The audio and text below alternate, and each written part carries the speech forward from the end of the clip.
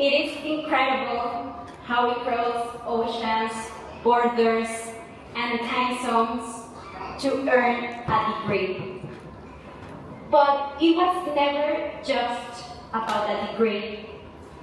We left behind our loved ones and took on the weight of intellectual, emotional, and financial challenges, not for a line on a resume, but for something far more powerful, a mission.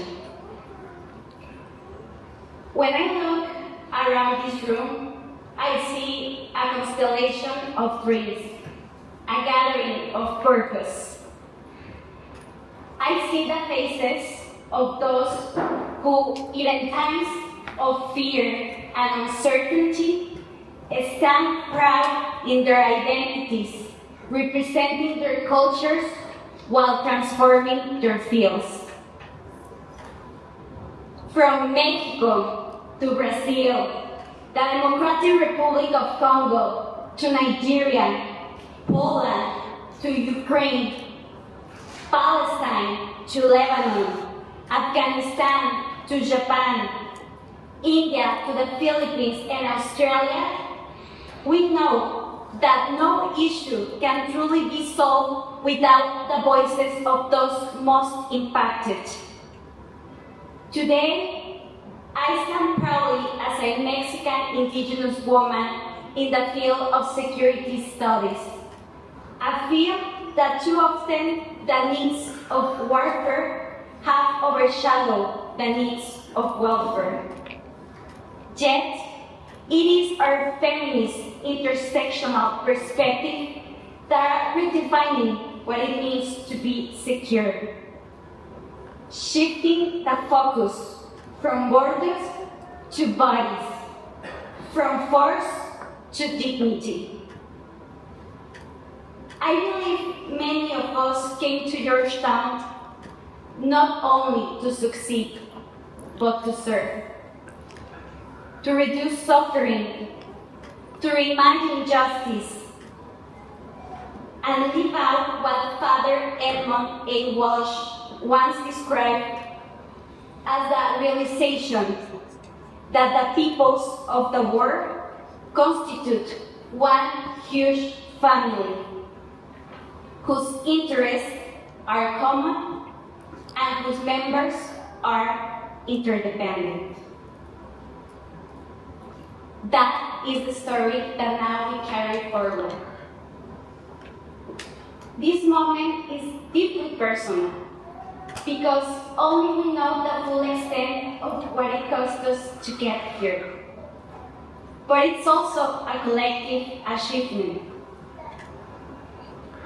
made possible by the people who stood behind us, our partners, our family, our friends, whether physically present or cheering us from afar.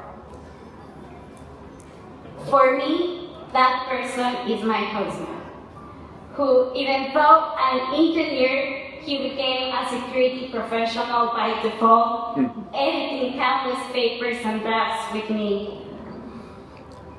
A mis papás por haberme dado las bases para siquiera soñar con Georgetown. A mis hermanos y a mis suegros por estar siempre a mi lado en los momentos más importantes. And to the McCarran Fellowship, especially to Ambassador Arbizu, for believing in my potential and investing in my journey.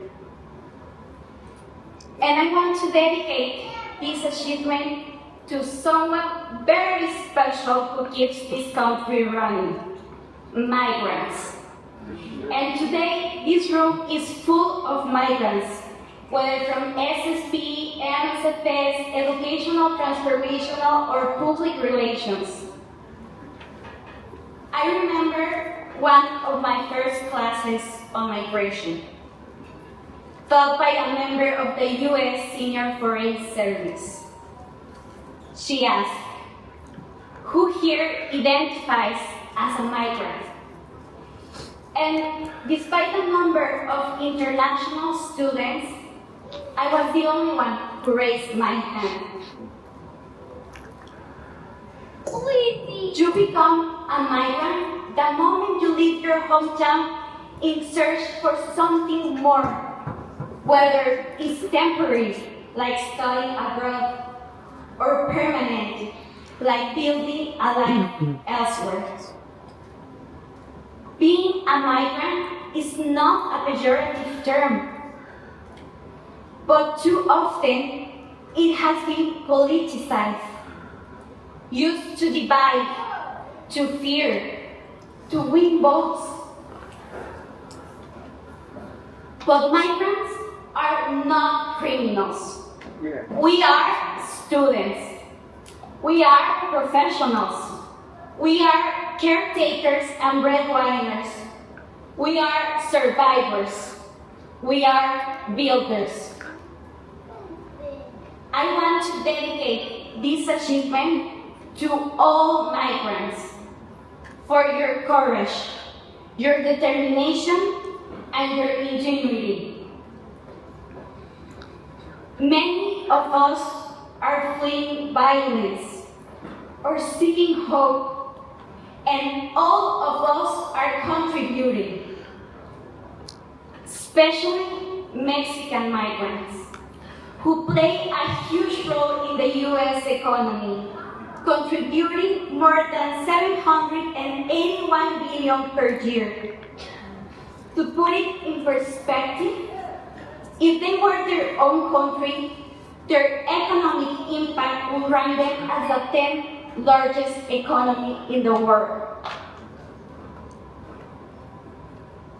To be a migrant is to carry a perspective that is deeply rooted and profoundly global.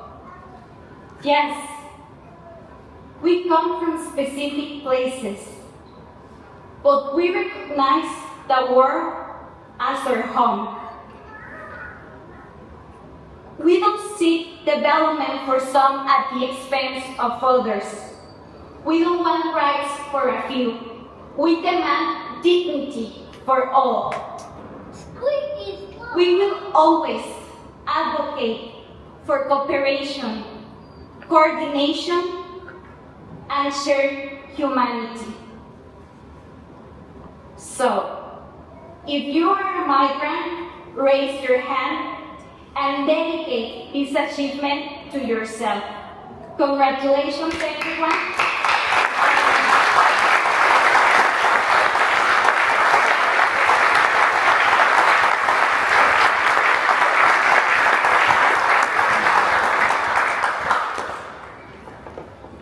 Thank you, Ajay, Caroline, and